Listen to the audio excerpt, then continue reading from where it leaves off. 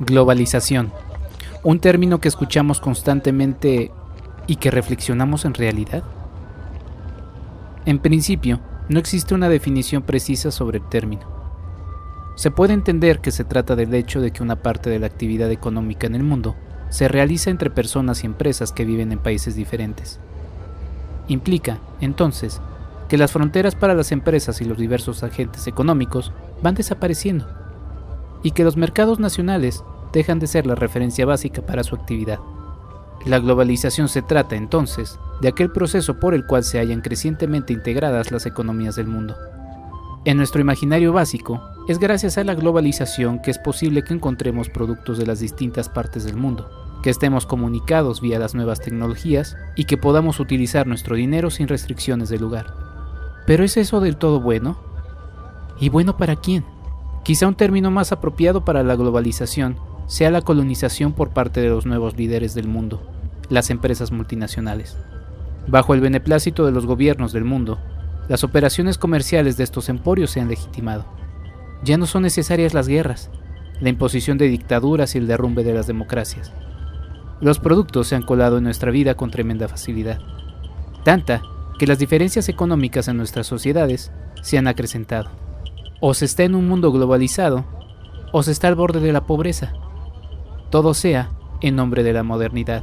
Bienvenidos al especial 499, episodio 5. Nuestro tema, arqueología del colonialismo. ¿No te lo dice?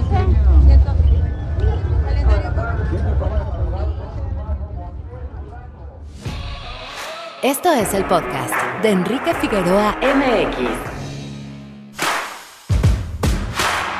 www.enriquefigueroa.mx.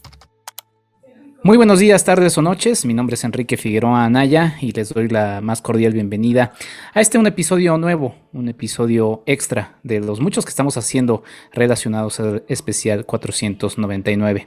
Extra, ¿por qué? Porque se ha estado moviendo la agenda, pero la verdad es que yo quiero seguir pegado a esta ruta de Cortés en esto que está promoviendo 499 de Rodrigo Reyes, y ahora estoy sentado y me da muchísimo gusto. Bueno, yo estoy en Ciudad de México, ¿no? Ustedes lo saben, ¿para qué les miento? Pero bueno, mis invitados están allá en Puebla. Brahim Zamora, activista por los derechos humanos. Brahim, ¿cómo estás? Saludos. Hola, ¿qué tal? ¿Cómo estás? Bien, gracias. Aquí terminando de charlar. Terminado de charlar, sí, exactamente, andan en la locura. Muchas gracias, Brahim. Y el doctor Octavio Moreno, doctor en Ciencias Políticas. Doctor, ¿cómo está? Bienvenido. Muy bien, un saludo a todos. Buenas tardes. Contento de estar con ustedes. Pues muy contento de que estén por acá. El tema es arqueología del colonialismo, es un tema duro, es un tema fuerte. El colonialismo no es un proceso que acabó, ¿no? Es un fenómeno de poder planetario que lleva pues, siglos de dinámica, es decir, no acabó justamente con eso que empezó en 1519 con la llegada y bueno, los posteriores acontecimientos que continuaron porque no se conquistó todo México en ese momento, ¿no? Nada más México Tenochtitlan en 1521. Pero, ¿cómo ven este proceso? Y platíquenme un poquito cuál fue la experiencia que tuvieron en la charla. Brahim primero y si quiere después el doctor Octavio. Sí, pues justo discutíamos como estas, digamos, intersecciones históricas, ¿no? Que nos toca vivir desde, pues digamos, desde nuestra perspectiva, desde nuestras trincheras y nuestro trabajo cotidiano y cómo la película nos ayuda mucho a ir entendiendo, digamos, una apuesta hacia lo que viene, ¿no? O sea, a mí me parece que particularmente es una película pertinente para este momento del siglo XXI, donde se están discutiendo y poniendo en duda un montón de ideas y de conceptos. El colonialismo es esta idea, pero justo la película nos habla no solamente del colonialismo, sino de una serie de efectos y de prácticas. Yo me centré sobre todo en la parte de la violencia, ¿no? Y esta violencia recurrente, cotidiana, que está en la ruta del conquistador, y que sigue vigente, pues, o sea, la violencia fue un mecanismo anterior a la conquista, ¿no? Fue un mecanismo, el mecanismo por excelencia de la conquista, pero sigue siendo un mecanismo de vinculación y de relaciones de poder en nuestra vida cotidiana y que no se ha transformado en estos 500 años, sino más bien se han transformado los sujetos que ejercen la violencia, se ha transformado, se ha vuelto más sutil, se ha regulado, ¿no? Pero al final del día, en la vida cotidiana, en el día a día, esta violencia sigue siendo ejercida y sigue siendo brutal.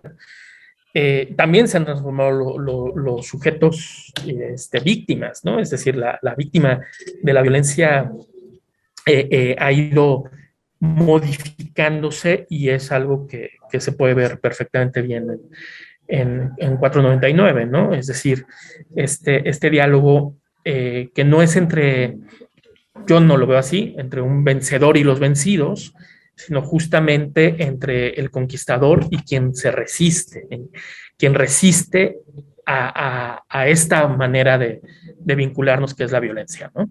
Octavio, ya mencionaba Brahim este asunto de la violencia. El colonialismo pues, no se limita solamente al asunto de la toma de las tierras, como sucedió en esa época. Ya hay otras herramientas u otros elementos de colonialismo, y uno de esos es justamente la violencia. En México vivimos, leía por ahí esta expresión de un genocidio por goteo, ¿no?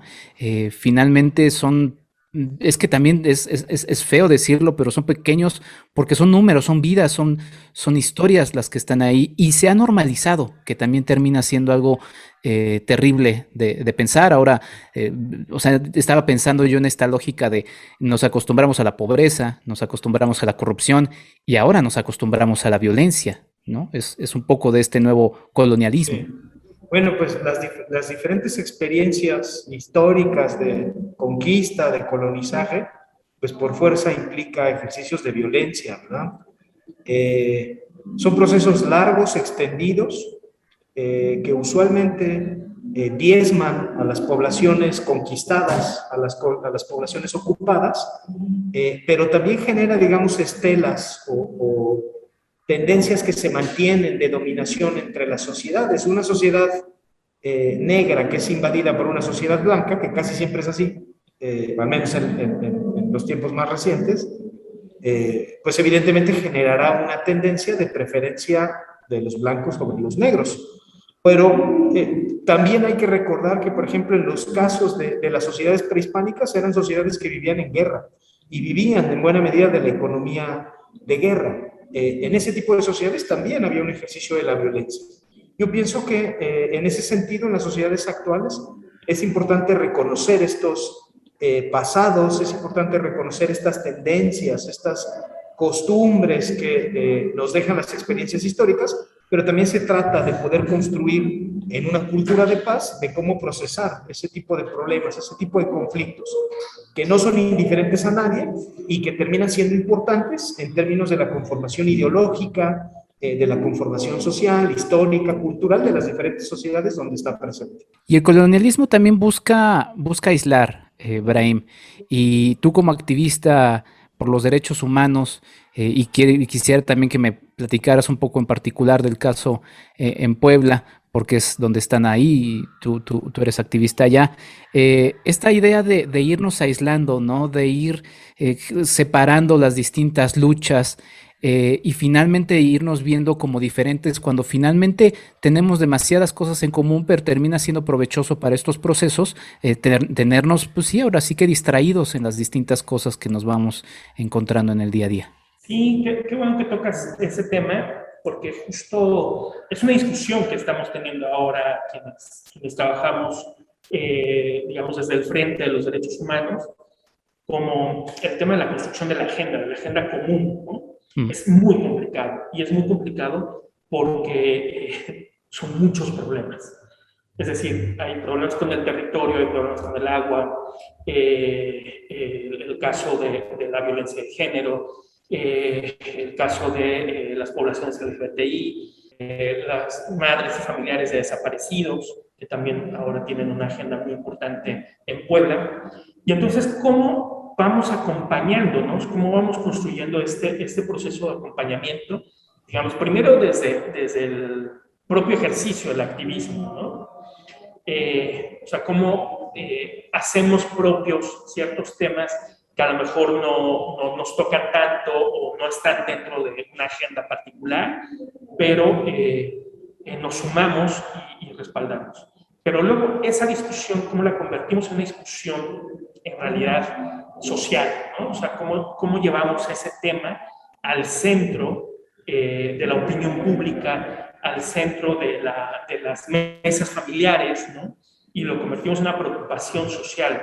Y me parece que ese es el gran reto. O sea, son tantas cosas que al final del día me parece que la fragmentación sí ha servido, ¿no? Es decir, sí ha servido al poder, ¿no? Se ha servido a este asunto de no verlo todo como parte de un sistema que genera problemas particulares para que estemos en pequeñas trincheras peleándonos, ¿no? Y que no podamos de repente construir esta gran agenda local o nacional que permita ir avanzando poco a poco las soluciones estructurales, ¿no? Porque además hay temas que son muy añejos y hay temas que tienen que ver con las coyunturas. Por ejemplo, la coyuntura del crimen organizado, ¿no? Que genera también hay una serie de problemáticas muy particulares. Sí, Elequia es una bronca fuerte, pero me parece que quienes estamos de este lado, digamos, más en el trabajo cotidiano de empujar estos temas, sí tenemos que juntarnos, mirarnos, vernos, dialogar y articular también frentes comunes. Así como se ha globalizado la economía, pues hay que globalizar las luchas, ¿no? Y me parece que ese es un centro de resistencia importante ante este colonialismo cotidiano que vivimos ahora y que está reflejado en el capitalismo desde mi punto de vista. Sí, bueno, ahora estamos hablando de estos sistemas económicos, no podemos no tenerlo ligado ahí. Estamos ligados como México, como país, a justamente y también Centroamérica, pues este libre comercio, ¿no? Con Norteamérica, estamos ligados a esta dinámica. Pero, por ejemplo, no hay una libertad de paso de personas, ¿no? Toda esta situación de la migración, de mano de obra. Y finalmente estamos como atrapados un poco en esa dinámica y bueno, no quisiera ser fatalista, pero es una dinámica de la que muy difícilmente se ve fácil zafarse porque es una dinámica a nivel global. ¿Cómo lo ve usted, doctor Octavio? Sí, como dices, pues la fuerza, ¿verdad? Pero un poco como lo dice, globaliza el capital, también hay algunas alternativas que surgen en muchos lados. Los comercios solidarios, los comercios locales, las redes de asociación locales, las relaciones entre pueblos. Estas son alternativas reales que existen actualmente en el mundo y que representan una oportunidad, digamos, para generar cambios a nivel nuclear. Porque algo importante que hay que tener en cuenta es que el siglo XX fue, siglo XIX, siglo XVIII, fueron momentos en los que se pensaban en grandes unidades, ¿no? En países, grandes bloques, pero hoy tenemos que una parte importante del cambio social viene desde lo molecular, desde lo que se hace a ras de suelo. Y este es, digamos, un terreno importante en términos de que lo que se logran son cambios no en una escala mayor, pero sí, digamos, a profundidad en términos de las estructuras sociales. Esto es algo que ya que ya es una realidad en la vida cotidiana de muchos lados y que también tiene dividendos, la creación de redes alternativas para intercambio de información, compartimiento de experiencias, solidaridad. Hay muchas expresiones de este tipo. Ahí yo creo que hay algo valioso y novedoso respecto a los tiempos que actualmente vivimos y representa también una alternativa, como bien dices, ¿verdad? De la fuerte presencia del capital a nivel internacional, pero como es natural, la resistencia se mantiene y genera formas distintas en diferentes partes. Estamos viviendo en los tiempos presentes toda una dinámica nueva en lo que respecta a los medios de comunicación, a la forma de comunicar. Durante muchos años y todavía en nuestro presente, muchos de estos medios siguen ligados a intereses, y no solamente en México, sino a nivel mundial. Brahim, por ahí yo veo y vislumbro siempre este asunto de que luego se ha atacado un poquito también la lucha de quienes están luchando, valga la redundancia, por los derechos humanos, ¿no? Desde quienes dicen, bueno, es que están protegiendo a criminales, ¿no? O es una situación muy paternalista, ¿no? ¿Cómo lidiar un poco con esto que son embates que son constantes, ¿no? Son constantes y terminan sobre todo haciéndose presente en las mentalidades de la gente, otra vez en esta idea de ir separándonos. Sí, pienso que, digamos, ha sido una lucha muy difícil el tema de hacer inteligible la idea de los derechos humanos, es decir, de hacerla tangible, justo porque hemos vivido en sistemas muy precarios, ¿no? O sea, en sistemas no solo muy precarios, sino muy opresivos. Y nos volvemos un poco como aliados del opresor, por decirlo de algún modo. Entonces, claro, entender que todas las personas tenemos derechos humanos, aunque hayamos cometido un delito, aunque tengamos cierta identidad, aunque tengamos ciertas prácticas, para mucha gente es muy difícil entenderlo, ¿no? O sea, entender el tema de salir de cierta normativa social, pero salir de esa normativa, romper con esa normativa, no tendría que ser un motivo para perder derechos, justo porque y esa es la parte compleja, ¿no? Cuando permitimos que se vayan perdiendo derechos en el nombre de la seguridad, en el nombre del libre mercado, en el nombre de una serie de prácticas que están ahí, lo que generamos son condiciones de mayor precariedad, ¿no? Lo podemos ver con el tema de los derechos laborales, lo podemos ver con el tema del derecho al medio ambiente, al libre desarrollo de la personalidad, etcétera, ¿no? La participación democrática. Entonces, a mí me parece que es ahí donde radica la importancia. De repente, para mucha gente no es un tema importante, no es un tema trascendental, no es un tema urgente, no es un tema cotidiano tampoco, ¿sabes? Son como los problemas de otros grupos, los problemas de otras personas, cada quien está lidiando con su propia problemática cotidiana, pero que también afecta, ¿no? Porque también tiene que ver con el cumplimiento de ciertos derechos particulares, ¿no? Es decir, el tema de los derechos laborales me parece que es un ejemplo muy concreto.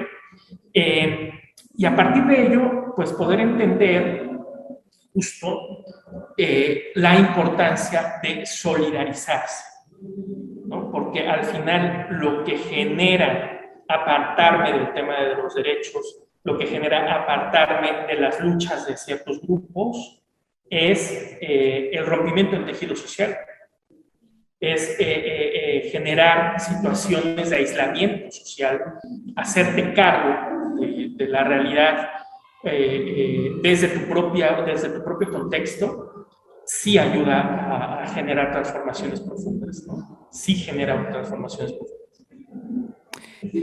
Para ir cerrando, Octavio, hace mucho tiempo Hegel mencionaba: América se ha revelado siempre y sigue revelándose impotente en lo físico como en lo espiritual. Los indígenas, desde el desembarco de los europeos, han ido pereciendo del soplo de la actividad europea. En los animales mismos se advierte igual inferioridad que en los hombres. Y siempre está presente ese tufo de la modernidad, ¿no? Es que hay que modernizar, es que hay que avanzar. ¿Y qué significa eso? ¿Y a qué intereses implica eso? ¿Cómo diferenciar un poco eso? Porque la idea de la modernización es que es para mejor, pero ¿para mejor para quién? Sí. Bueno, pues mira, afortunadamente el discurso, digamos, sobre la modernidad, pero también sobre el desarrollo pues son discursos que están muy desgastados, digamos, a nivel de las ideas, ¿verdad? Es un poco, a veces hasta anacrónico, por no decir hasta ridículo, cuando uno escucha pues algún funcionario o incluso algún intelectual defendiendo así sin matices la idea del desarrollo, porque lo que estamos viviendo es una crisis de los efectos que ha tenido ese desarrollo capitalista, ese desarrollo voraz a nivel global. Hoy en día tenemos una pandemia, vivimos todo el tiempo presiones propias del calentamiento global, del cambio climático, que son producto de esa forma de desarrollo.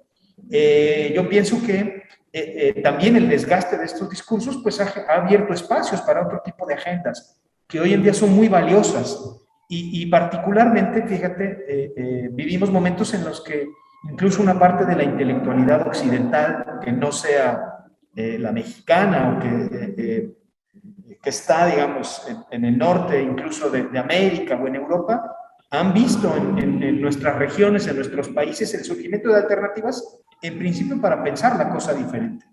Y yo creo que esto es algo también bueno que ha traído estos tiempos, que ha habido una diversificación, ya ha habido una apertura hacia diferentes visiones, diferentes formas de pensar la organización social, de pensar la felicidad, de pensar la creación de desarrollo humano. Hay una serie de alternativas. Pero bueno, pues evidentemente esto ha surgido en un contexto de crisis, ¿verdad? Estamos viendo a muchos de los metarrelatos que fueron dominantes durante el siglo XX, pues poco a poco desgastarse. Y afortunadamente eso también nos ha abierto la necesidad de pensar en formas nuevas y de empezar a articular incluso discursos que antes no se consideraban importantes. Yo terminaría diciendo que digamos, el activismo social, el surgimiento de alternativas en una zona como América Latina es muy rico. Hay muchas experiencias en muchos países y en estos momentos se vive incluso un clima de constante agitación, que, bueno, esto afortunadamente ha llenado de un dinamismo a nuestra región que tampoco tuvo durante mucho tiempo, ¿verdad? Más bien, durante muchos años hubo un pasado autoritario muy fuerte, cerrado, pero hoy se vive una realidad distinta, en la que las voces de mucha gente se hacen sentir y son importantes en las agendas públicas a nivel nacional e internacional. Pues ahí está, Brahim Zamora, activista por los derechos humanos, doctor Octavio Moreno, doctor en ciencias políticas. Les agradezco mucho por estos minutos, por esta charla. También remito a la gente que nos está escuchando una vez más a que revisen el video que ya está arriba por el momento en el que este podcast está siendo publicado a través de las redes sociales de Somos Piano en Facebook. Ahí van a poder checar Arqueología del Colonialismo, en donde nuestros invitados tuvieron la oportunidad de platicar con el conquistador y con Rodrigo Reyes, el realizador de 499. Muchas gracias y mucho éxito en lo que sigan emprendiendo ustedes. Gracias. Pues muy bien, yo con esto me despido. Este es el podcast de Enrique Figueroa MX. Es una larga serie que estamos desarrollando alrededor de 499 en camino de la conmemoración de los 500 años de la conquista de México, Tenochtitlan. Yo soy Enrique Figueroa Anaya, nos escuchamos en un próximo episodio. Hasta la próxima.